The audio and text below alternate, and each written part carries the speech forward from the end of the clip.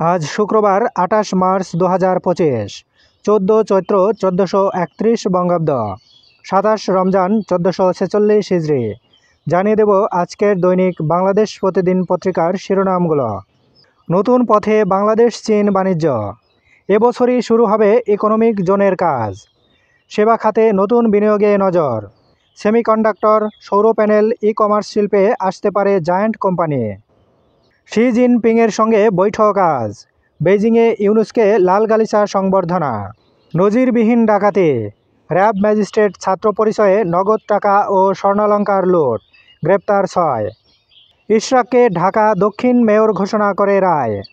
Chief prosecutor বললেন, গ্রেপ্তারি পরোয়ানার তথ্য কেউ ফাঁস করছে। ট্রাম্পের চিঠি ডক্টর ইউনূসকে, অংশীদারি অব্যাহত রাখতে যুক্তরাষ্ট্র উন্মুখ। তাদের কাছে গুরুত্বপূর্ণ লুটপাটের স্বাধীনতা, বললেন নাহিদ। জি কে শামীমের ৫.৫ বছর কারাদণ্ড। ঈদ আনন্দ নেই শহীদ পরিবারে। রাজশাহী থেকে ছেলেকে ছাড়া শোকের ঈদ। কিশোরগঞ্জ থেকে সবাই আছে নেই শুধু রুবেল। গাজীপুর থেকে একটাই চাওয়া, সন্তান হত্যার বিচার। ফাঁকা মনে হচ্ছে রাজধানী, নারীর টানে ঘরে ফিরছেন মানুষ। ডক্টর ইউনূসকে তারেক রহমানের ঈদ শুভেচ্ছা।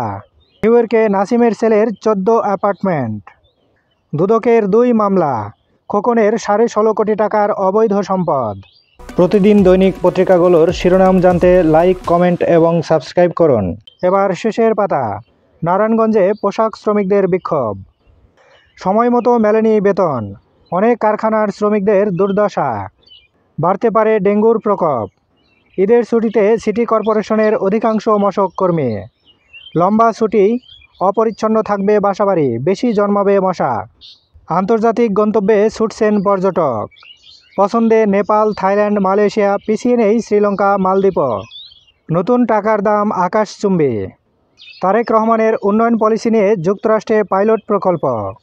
পূর্ণ সক্ষমতায় বাংলাদেশে বিদ্যুৎ দিচ্ছে আদানি, নিয়মিত পাওনা দিচ্ছে পিডিবি। আজ থেকে ৯ দিন ব্যাংক বন্ধ।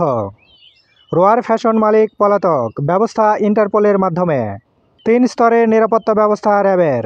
বিএনপির নাম ভাঙে প্রতারণা, গ্রেপ্তারি পরোয়ানা জারি।